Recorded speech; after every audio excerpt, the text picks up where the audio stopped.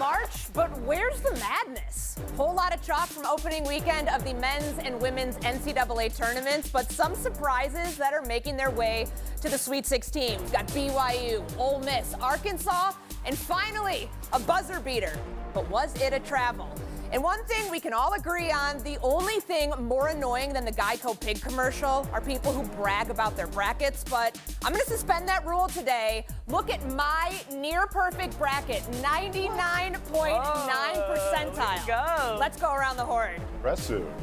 Most impressive. I know Photoshop when I see it. Must have been I will never do anything more impressive than that in my entire existence, so I'm going to relish in it.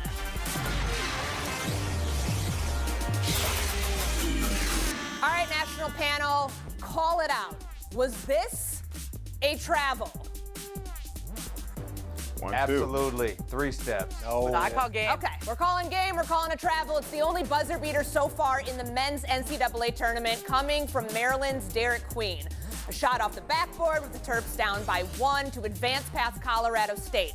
On Queen's game winner, Maryland coach Kevin Willard asked his players who wanted to take the last shot, and we can't exactly say what Queen said here, but the Terps are back in the Sweet 16 for the first time since 2016. So, David, I'm going to start with you here. Was this a travel, and does it change the way you view Maryland as a Sweet 16 team?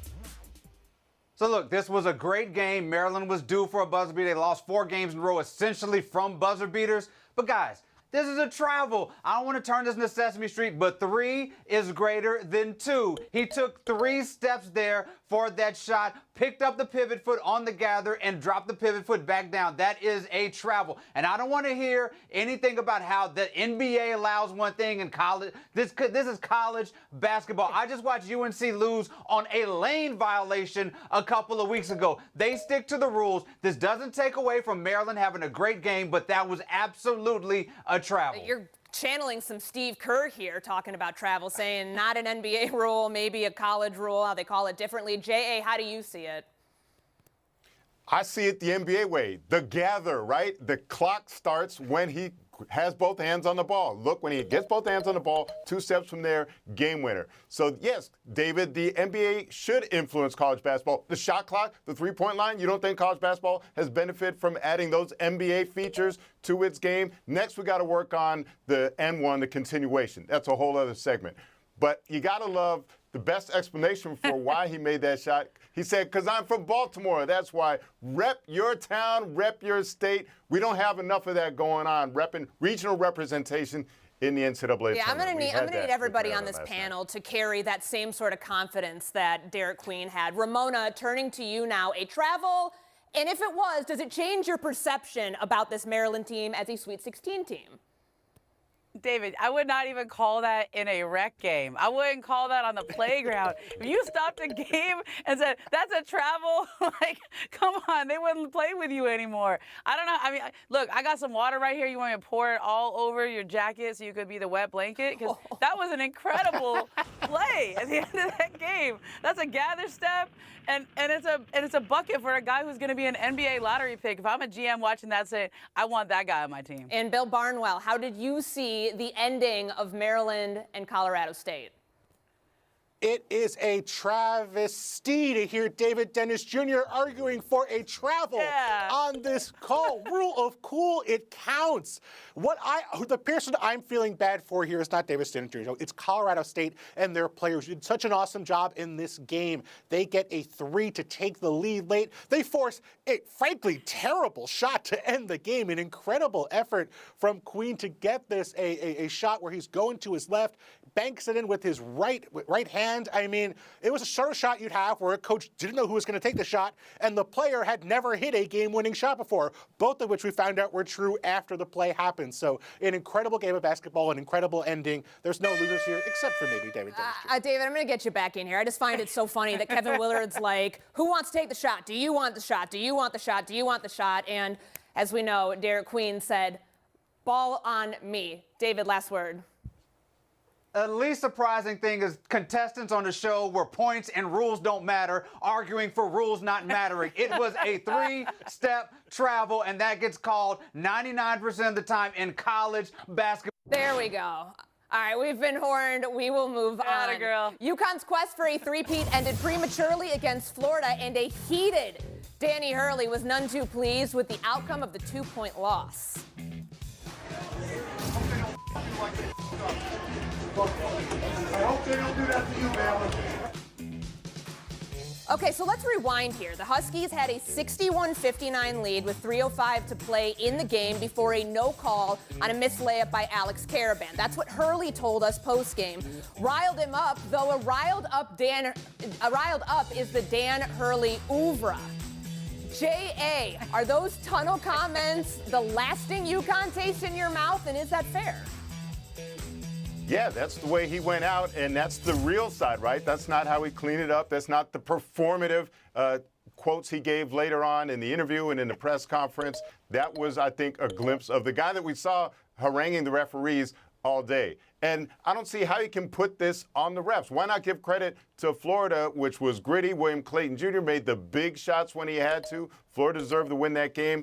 You can't put this on the refs. Yes, Florida took an additional 12 free throws, but they missed 12 free throws. So this game was not decided by the officiating call. It was decided by great play from Florida's best player, one of the best players in the country. Yeah, Momo, I think I should go to you on this. Like, did Florida win it or did UConn lose it? Like, how do you view this in light of how Dan Hurley handled it following the game?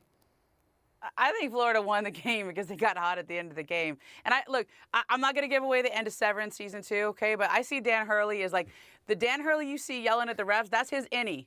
Okay? The Dan Hurley you see on the outside is a nice, thoughtful guy. But, like, Dan Hurley earlier in the season when they were playing Butler back in January, do you remember the clip where it went around where the refs turned their back to him and he says, "Don't turn your back on me. I'm the best blanking coach in the sport." I mean, this is Dan Hurley. This is his brand now, and that's his innie. I get it. That's why he's a good coach. He's competitive, and he just kind of needs to transition to being Dan Hurley, the outie, sooner after the game. All right, David Dennis Jr., you viewing Dan Hurley a little different today after the outburst? I feel like this is par for the course, but he did say that he felt the emotion of how tumultuous this season was kind of bleed over into those post-game comments, but I feel like we hear this more often than not from him. Yes, as much as I would like to turn this into a Severance Season 2 podcast, it was great television, I'm going to echo what J.A. Adandi is saying.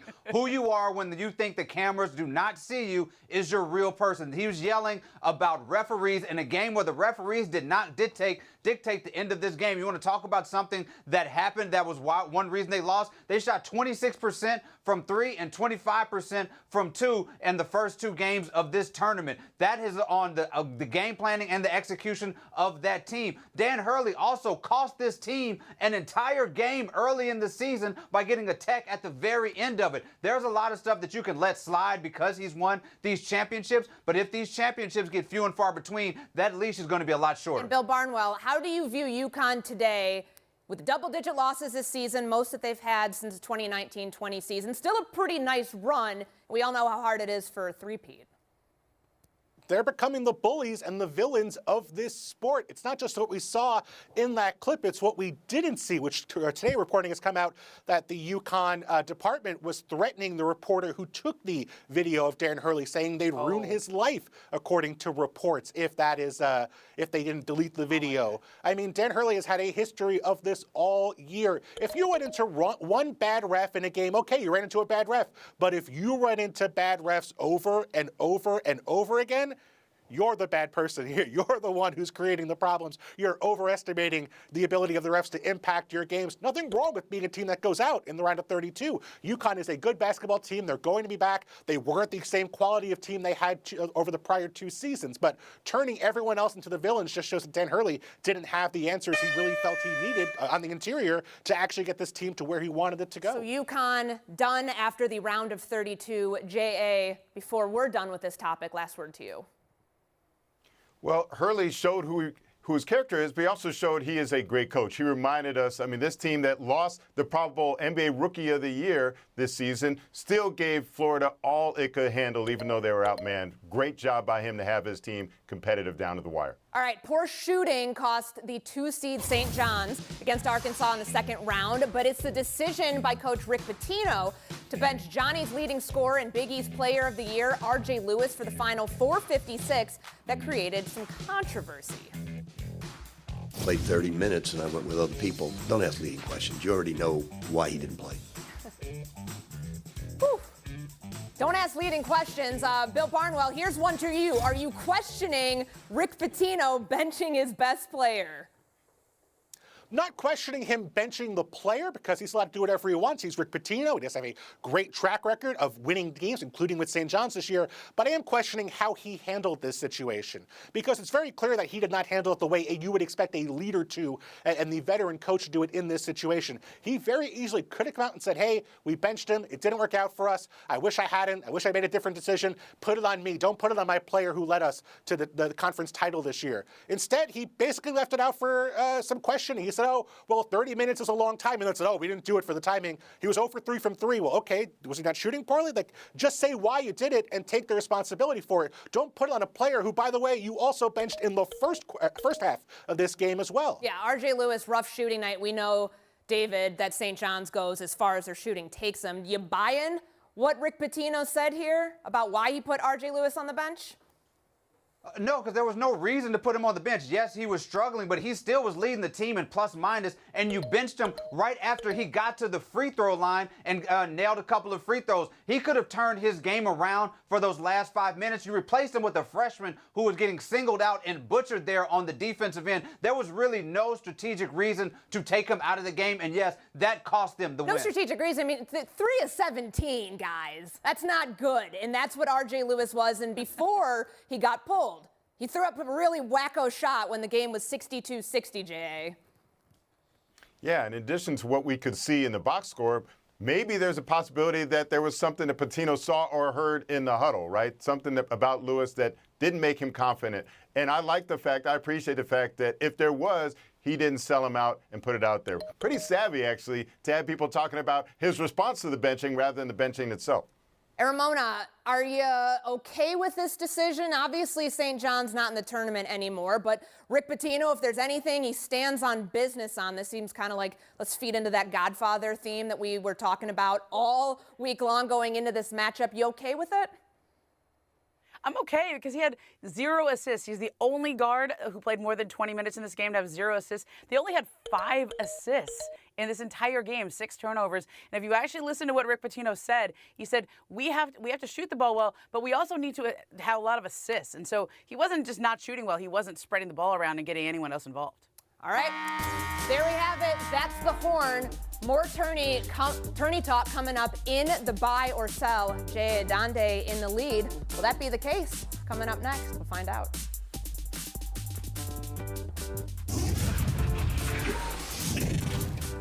You never had a sauce like mine, and you never will, because my sauce is only for dogs. You don't have a Nona to make sauce for your dog, but you do have new Pedigree Drizzlers. It's sauce for dogs. Mom! Yeah? I fell. Okay, there's bandages in the cabinet. I'm bleeding. Grab 2. Sheba, what cats want.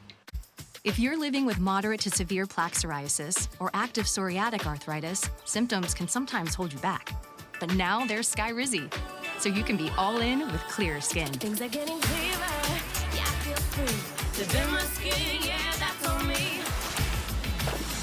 Nothing is everything. With Skyrizi, you can show up with 90% clearer skin. And if you have psoriatic arthritis, Skyrizi can help you move with less joint pain, stiffness, swelling, and fatigue. Skyrizi is just 4 doses a year after 2 starter doses. Don't use if allergic. Serious allergic reactions, increased infections, or lower ability to fight them may occur. Before treatment, get checked for infections and TB. Tell your doctor about any flu-like symptoms or vaccines. Thanks to Skyrizi, there's nothing like clearer skin and better movement. And that means everything. Now's the time. Ask your doctor about Skyrizi. Learn how AbbVie could help you save. No matter what kind of teeth you gotta brush, Oral-B Electric cleans better with one simple touch. Oral-B's dentist-inspired round brush head hugs them, cleans them, and gets in between them for 100% cleaner teeth. Your perfect clean starts with Oral-B. It's time to begin the hunt. To share the excitement and bake your tails off.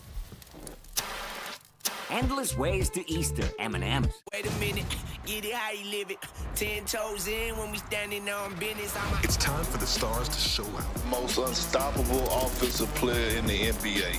This guy has the ceiling of being an all-league guard. Who's the next face of the league? I feel like it is Jason Tatum. KD is a top 3 scorer of all time. The Meta AI playoff push. Lakers, Pacers, Celtics, Suns on ESPN. I'll stop the world and melt with you.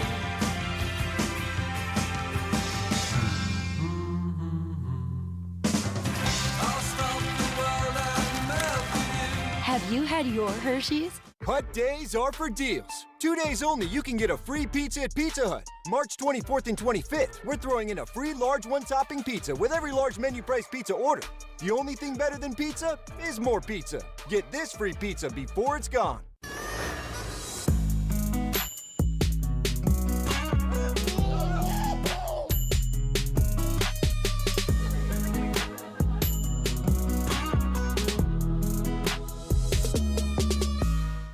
It's for you. Do you like it?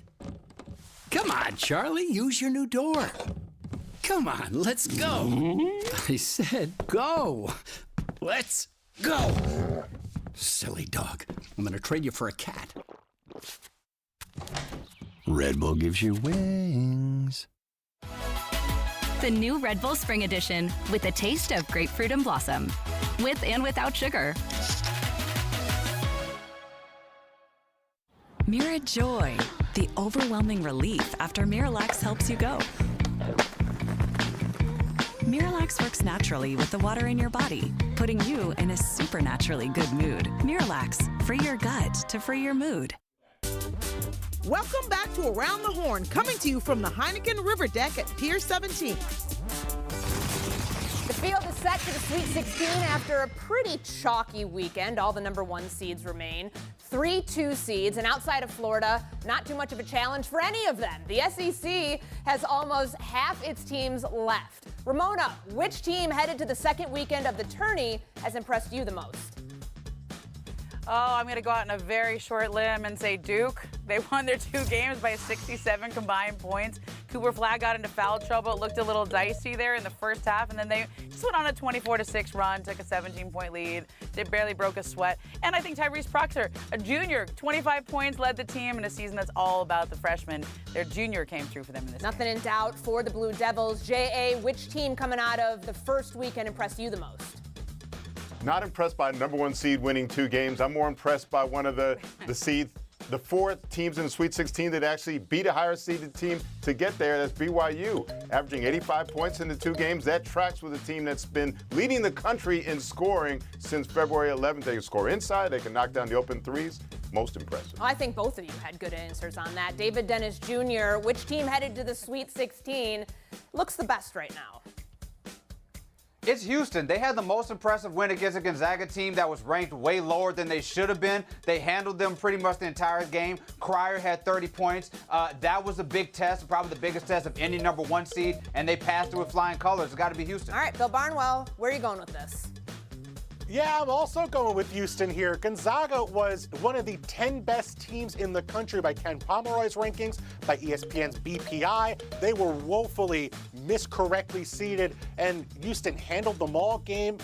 David mentioned Cryer, but also Juwan Roberts had 12 in the second half, including 10 in the paint. They physically overwhelmed Gonzaga, which was trying to become, get to the Sweet 16 for the 10th time in a row. Houston held them off, said they were the toughest team they played all year. Very excited to see Houston against this competition, but they were more battle-tested than anybody else in the first Well, I know I preface this saying that the tournament went all chalk. I didn't expect all of you guys to do that. No love for Arkansas as a 10 seed going on to the second weekend. I know it's not your typical 10 seed, a John Calipari coach team in the SEC. No love for Ole Miss. That 99.9 percentile bracket did not have Ole Miss going to the second weekend. So take points away from myself retroactively the next time. All right, we're going to move on. Let's take a look at the whole field coming out of the first 2 rounds. A lot of chalk, as we mentioned, only 1 buzzer beater, no overtime games, no true Cinderella moving on to the Sweet 16. And only 4 conferences represented, the SEC, Big Ten, Big 12, and ACC. David Dennis Jr., is this a feature or a bug of the current NCAA? And do you view this tournament as a one-off, or is there a trend developing here? This is a trend and a feature based on the fact that NIL has created a situation of haves and have-nots. We don't have anybody lower than a 10th seed making it into the Sweet 16. As somebody who personally watched and was there when the mid-major and Davidson made it to the Elite Eight and saw how that can transform a campus, it's really sad to see that this could be the future where we have a lot of schools who are missing out on these March Madness moments. David Dennis Jr. was there. He watched Stephen Curry, Bill Barnwell. On that point of Cinderellas, is it bad for the game of college basketball if we don't have them going to the second weekend? I prefer it. It's a feature, I could say, and a bug in some ways. I think you want to see more of those teams in the second half of the tournament into the Sweet 16 and into the Final Four. But at the same time, flip it and you see that we have a very impressive slate of games coming up here. 10 of the 12 best teams in the country by BPI are still in this tournament. Only one team outside of the top 30. The Juggernauts have made it through, and they didn't make for the most exciting first two rounds of the tournament, but I do think we're going to get a lot of good-on-good, impressive performances, impressive games here now as we hit the Sweet 16. Ramona, I want to bring you back in on this because we talk about NIL, whether it's a good thing, whether it's a bad thing for college basketball, and it does feel like as we get further into it, the teams that have the stars who show up in March Madness, they're quickly gone to a bigger program that can pay them. Like, is there any way to rectify this, or is it just going to make the gap in college basketball all that much larger? Yeah, you counter program. I mean, David, you brought up you went to Davidson with Steph Curry. How much would he have gotten in NIL after his junior year, right, or his sophomore year to go play someplace else? And I think the way you counter program, though, is you go, okay, we're not going to recruit guys that are going to be NIL guys. We're not going to try to get guys who are one and done.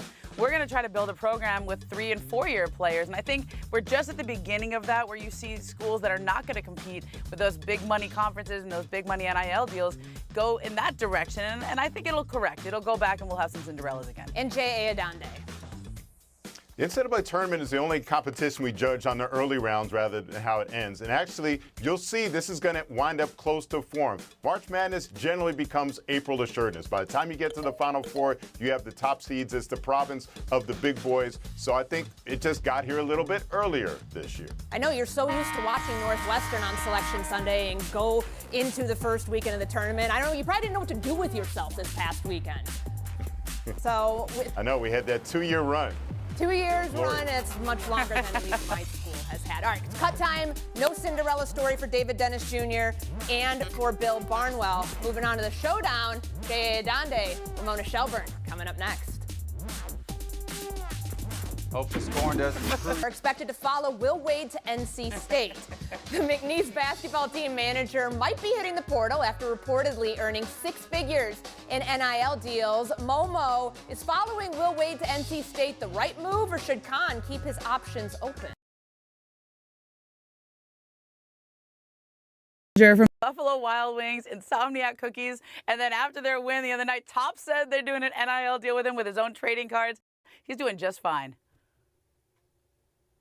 Ride the wave. You're the hot thing. You do you right now, but don't stop here. You should follow in the footsteps of the great, all-time great manager story, Lawrence Frank, Indiana manager, now the president of the LA Clippers. This is not the end. This is just the beginning, Amir. Well, you both get the bag, just like Amir Khan has gotten over the last couple of days. But Ramona, you get the point there. 135 calls reportedly about NIL deals for Amir Khan during the first 2 rounds of the tournament. Incredible. Wow. All right, showdown 2. Steph Curry's circus shots in the tunnel are a dime a dozen, but what do you make of this one from Friday night? J.A., are you willing to ink that as play of the year, even though it's only March and it wasn't even in a game? Absolutely. This deserves an ESPY. I rank it just below the double bang shot that he had against Oklahoma City. Even more impressive was the way he just turned around and casually just started signing autographs afterward like it was no big deal. Oh, I do that all the time. I mean, I tore a labrum just watching that. Like, I don't know how he did that. That hurts just to see it. And I've seen Steph. I go out and watch Steph Curry warm up before every game because he does these trick shots and he's so fun. I have never seen him even attempt something like that. He maybe from the tunnel on the basket next to him, not from that far away. Yeah, Jay, good point there. But Ramona, I'm with you. My shoulder is just like throbbing watching him make that shot. Take the FaceTime. God. Well, my FaceTime is for Joe Ingles and his son Jacob, but also for Chris Finch, the head coach of the Minnesota Timberwolves. Jacob Ingles is autistic, and Joe's been very public about the challenges of raising him, but also how much he's given him in his life. And this is the first time Jacob's been able to sit and watch his dad play in an NBA game. He went to a game earlier this week, sat through it, but Joe didn't play. So Chris Finch decided we're going to change that. We're starting Joe Ingles for the first time since 2022 so that he can make sure Jacob watches his dad play and start in an NBA game. What a story. What an incredible story. Hats off to Chris Finch of the Minnesota Timberwolves for making it happen. It's going to do it for us, folks. We are on a 24-and-a-half-hour break. Back to the regular show time tomorrow. See you then.